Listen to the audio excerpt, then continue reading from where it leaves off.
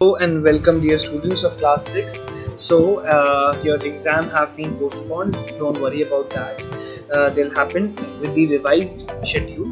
So let's get started with the chapter which was going on in the previous lectures. Chapter number 21, Prejudice, Discrimination and Inequalities. कुछ part हमने पहले से ही करा दिए हैं इसमें, बाकी जो रह गया है part of the chapter we'll complete it now. So focus on the coming.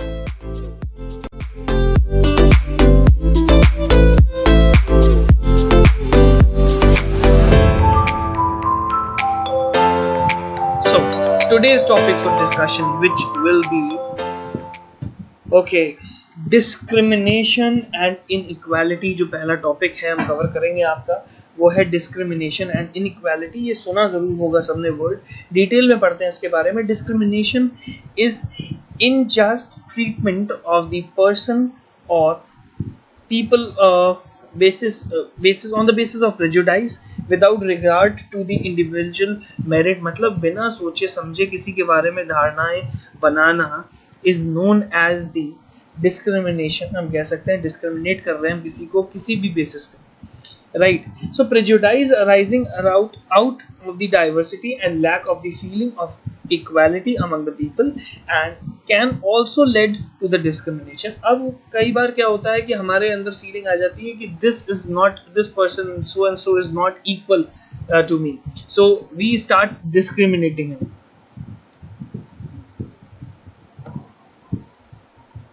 right? So inequality क्या होती है और inequality किस चीज से आती है हमारे अंदर? डिस्क्रिमिनेशन तो हालांकि हम कह सकते हैं कि मिसअंडरस्टैंडिंग से भी आ जाता है. इनइक्वालिटी क्या है उसके बारे में पढ़ते हैं. Inequality is the condition of the being unequal which arises from unequal status और unequal access to the resource और अपॉर्चुनिटीज. मतलब इनइक्वालिटी का मतलब है जब कोई स्टेटस मैच नहीं करता है किसी पर्टिकुलर इंसान के साथ तो वो अनइक्वल कहलाता है. It is not compared as equal to others. There can be social inequalities arising out of the rigid caste system. कई बार ये भी होता है rigid caste system की religion की inequalities आ जाती हैं. There can be economic inequalities due to unequal distribution of income and wealth. This also happen. Unequal income और unequal wealth वाले लोगों को unequal तरीके से treat किया जाता है in the society. तो बात करते हैं रिलीजन एंड डिस्क्रिमिनेशन के बारे में. Discrimination can due to the religious differences. This occurs when the people following the particular religions are treated differently, usually unfairly by the followers of the other religion. अब होता क्या है कि clashes कहाँ आते हैं? जहाँ पे रिलीजन डिफरेंट होता है, मानने का तरीका अलग होता है, दूसरों का अलग है, तो वहाँ क्लैशेस आना शुरू हो जाते हैं, लाजमी है वहाँ पे. Some people praise their own religion and preach hatred for the others. हालांकि ये सही नहीं है. कुछ लोग अपने रिलीजन को ज्यादा महत्व देके दूसरे को नीचा दिखाना चाहते हैं. This is not just. हालांकि सब रिलीजन्स में एक यूनिटी, एक गुडनेस और पॉजिटिव वाइब्स के बारे में डिस्कशन की गई है, बट उसके बारे में बात ही नहीं करते. Such an altitude leads to the religious war. Religious difference can sometimes lead to the serious consequences. India is a secular religion and recognizes all religion as equal before the law. India के हिसाब से सारे religions जो हैं वो बिल्कुल equal हैं, just हैं हमारी community के हिसाब से, हमारे system के हिसाब से. So let's talk about the next topic, which is the caste system and discrimination. Caste system was conceived to facilitate smooth running of social system in the ancient time. Caste system इसलिए बनाया गया था कि एक smooth और functioning वाला काम चलता रहे.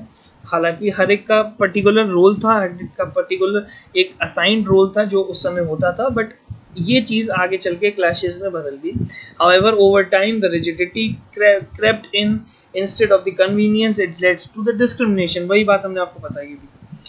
In due course of the time, it became the major dividing factors in India. Caste system has been led to that extent कि अब वो deciding factor है, division factor है हमारे इंडिया के लिए, और बहुत ज़्यादा भेदभाव भी सब में उत्पन्न करता है. अगर हिंदी में बताएं, over the time caste become the so-called higher classes believed to be better than so-called lower classes. तो ये एक mentality थी, inferior mentality.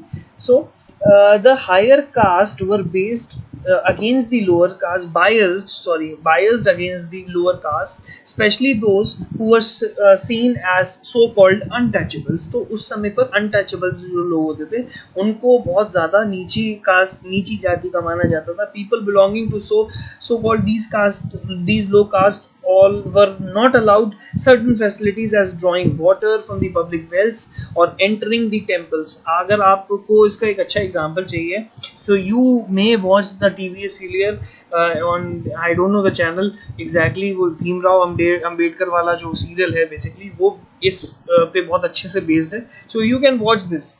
The upper caste denied basic rights to the so-called untouchables. This deprived them of the equal opportunity for the growth and denied the respect of dignity due to them.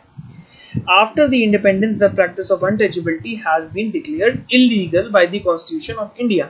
अब क्या होता था, जो higher cast के लोग होते थे उनको सो कॉल्ड अनटचेबल्स को बिल्कुल भी वो जस्टिफाइड चीज़ें नहीं दे रखी थी उन्होंने, और जो रूल्स एंड रेगुलेशन थे वो उनके हिसाब से अलग बना रखे थे, अपने फ़ायदे के बना कर रखे थे.